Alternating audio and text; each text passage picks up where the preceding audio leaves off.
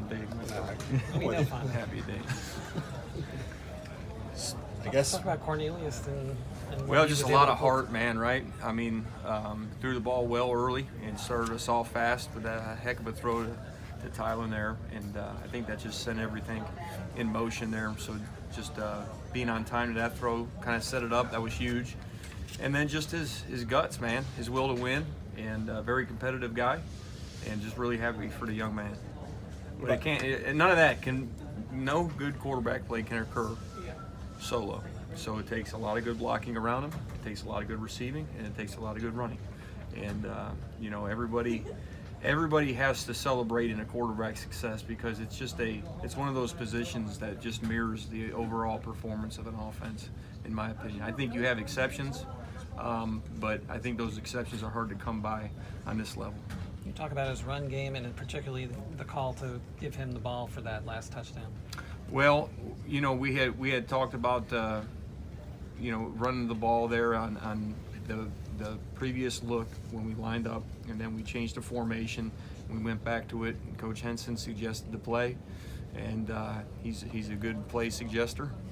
So we went with that call, and Corn Dog just wheeled it in, and there was an unblocked guy, and he had to put his shoulder down and get in the end zone. He did a heck of a job there.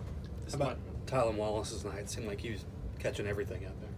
Well, he's a special player. He's got a knack for timing his jump up, so he plays a lot taller than what he is, especially on vertical throws. And he's a gamer. He loves it. He thrives in the bigger the game, it seems like the bigger he's going to play. So he's just a guy that's very dependable. He plays the same way he practices, and he's a fun guy to have on your ball club. And he's a great example to everybody else of you know, you play like you practice, and he goes hard every day, and the results are not surprising. I don't know if you guys have run the I formation since you've been here, and you got 2 touchdowns out of it today. How and why did that come about? Well, it's just, you know, you had the bye week, and you know, I think that's you know, the throwback. You know, I think the jerseys. No, I'm just kidding. It's just a good formation at times to get under center and line up in the eye and come downhill at people, especially when you have good core tailbacks. And so should have been another one there, but we dropped the pitch. You know, that was a really well blocked play, it seemed, initially. So we'll continue to grow our package there, and I think that's something that's going to help us down the road. Mike, in the first half, you guys ran a lot of up-tempo offense, seemed to really set the pace, and then in the second half kind of came out and were a little slower, weren't kind of snapping the ball until late in the play clock. What kind of went behind that? Well, a little bit of chess match going on, and then lack of moving the ball. So the more first downs you're able to attain, the faster you can go with flows. I mean, if you don't gain yards on first down, you don't want to be going fast on second and long, you know, relatively. I mean, sometimes you do because you're a tempo team.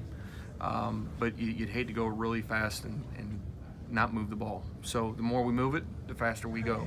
I think it was a little bit of that, and it was a little bit of trying to get into the right play, and we probably just needed to call a little bit more fast and roll on down the road and go. But it's not something that you can plan for. The hashes change, personnel changes. There's a lot of factors that come into it.